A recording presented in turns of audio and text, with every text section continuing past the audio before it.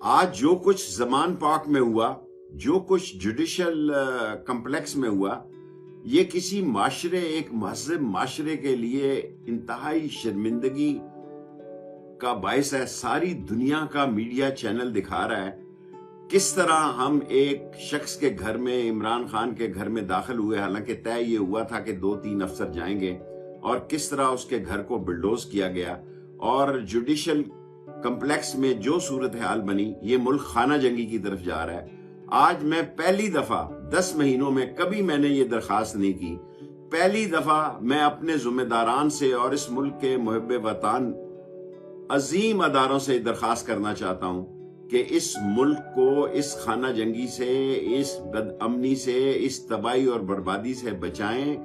लोग इस वक्त जिस कस्म परसी और संगीनी और जिस हालात से गुजर रहे हैं, ये हम सब लोगों का फर्ज है कि मिल बैठें और इलेक्शन करवाए जाएं, एक शफाफ इलेक्शन करवाए जाएं। और ये पैम्बरा, ये दूसरी कुव्वतें अगर ये समझती हैं कि उनके ना दिखाने से कोई लोगों में खबर नहीं फैलती, 8 करोड़ नौजवानों के जेब में मोबाइल फोन है, और जिस किस्म की अफवाहें और खबरें चल रही हैं, ये इंतहाई अफसोसनाक होती हैं। इस वक्त कौम जो है वो इमरान खान के साथ खड़ी है, और अगर इलेक्शन में इमरान खान के हक में फैसला हो जाता है तो कोई क़यामत नहीं आ जाती। और अपोजिशन जो है, आज की हुकूमत 10 महीने में जो उसने सबसे गंदा तरीन इसहाक डार ने बयान दिया है, वो लॉन्ग रेंज मिसाइल के बारे में दिया है। हम मर जाएंगे, हम भूखे रह सकते हैं, हम अपने आप को